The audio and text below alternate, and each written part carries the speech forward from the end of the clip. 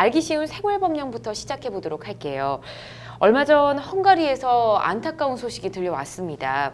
헝가리 부다페스트 다뉴브 강에서 이 크루즈선과 한국 관광객이 탄 유람선이 충돌을 하면서 유람선이 침몰해서 다수의 사상자가 발생을 했는데요. 이 사고를 두고 관광객들이 구명조끼를 입지 않았다는 사실 때문에 여행사와 또 가이드 등을 비판하는 목소리들이 나오고 있습니다. 그래서 오늘 알기 쉬운 생활법령에서는 선상 구명조끼 착용 법률에 대해서 이야기를 나눠보려고 합니다. 자, 상당히 안타까운 사고가 일어났는데요. 오 변호사님, 현재 실종자를 찾기 위해서 구조 작업이 한창 진행 중이죠. 네, 맞습니다. 한국인 관광객 33명을 태운 유람선을 뒤따라오던 크루즈선과 충돌을 했고 전복이 되었습니다. 그중 7명은 구조가 됐지만 7명은 사망을 했고 19명이 실종돼서 현재도 구조 작업 진행 중입니다. 네. 사고를 당한 분들은 한 여행사의 패키지 프로그램 고객들로 가족 여행으로 온 경우가 더 많아서 굉장히 안타까운 경우입니다. 맞습니다. 지금 계속해서 오늘 아침에도 구조작업이 진행 중이다라는 이야기를 듣고 있었는데 하루빨리 실종자 모두 가족의 품으로 돌아오길 바랍니다. 자, 그런데 사상자가 많다 보니까 당시에 구명조끼를 입었더라면 이 사상자를 좀 줄일 수 있지 않았을까 하는 안타까운 목소리들이 나오고 있는데요. 이게 관련 법령을 제대로 이해하지 못했다. 그래서 나타난 사고다라는 지적이 있더라고요, 박 변호사님. 헝가리 여행 중에 다뉴브 유람선은 여행의 필수 코스였다고 하는데요. 다뉴브 강에서는 소규모 관광 보트부터 대형 크루즈까지 하루에 수백 척의 배가 다뉴브 강을 오갔고 야간에만 약 70척이 운행을 하지만 구명조끼를 입는 경우는 거의 없었다고 합니다. 선박 전문가에 따르면 나라별로 차이가 있을 수는 있지만 사고가 난 허블 레아니오 정도 크기의 유람선에서는 승객들에게 구명조끼 착용 의무가 없다고 합니다. 그래서 구명조끼를 착용하지 않은 것에 대해 지적을 하는 것은 법령을 잘 이해하지 못한 지적이라고 할 수 있습니다. 그렇군요. 자, 그런데 놀라운 거는 우리나라도 이 유람선 내 구명조끼 착용이 의무가 아니라고 하더라고요. 그렇습니까?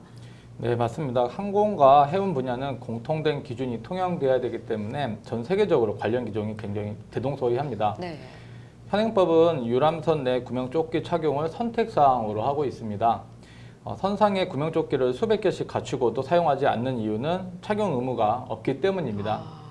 유람선에는 승선 정원의 120% 이상에 해당하는 수의 구명조끼를 비치해야 하지만 착용이 의무는 아닙니다. 사고 시에만 선장 등의 지시에 따라 착용하면 됩니다. 그렇군요.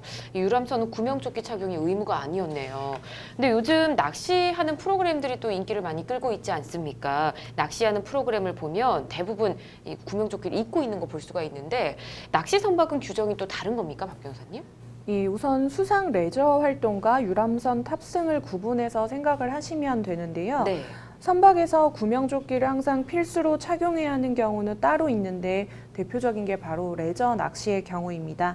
낚시관리 및 육성법 제29조 제3항에 따라서 어선 업자 및 선원은 안전 운항을 위해 낚시 어선에 승선한 승객 등 승선자 전원에게 구명조끼를 착용하도록 해야 합니다. 낚시 어선의 구명조끼 상시 착용을 의무화한 법률 개정도 2016년 11월 30일에 있었는데요. 그 전까지는 안전 운항을 위해 필요한 경우에만 선택적으로 착용을 하도록 했습니다. 오는 7월부터는 낚싯배를 운영하기 전 이용객들에게 안전수칙 등을 안내하지 않으면 100만 원 이상의 과태료를 물 수 있고요. 그리고 출항 전 방송과 안내지 배부 등을 통해서 비상 대응 요령을 안내하도록 하고 있습니다. 그렇군요. 알겠습니다. 자, 수상레저 안전법 적용을 받는 경우 또 어떤 것들이 있는지 좀 궁금하고요.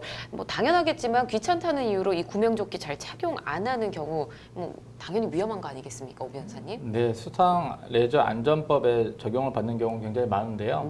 모터보트, 세일링 요트, 수상 오토바이, 고무보트, 그리고 카누, 카약 등이 있습니다.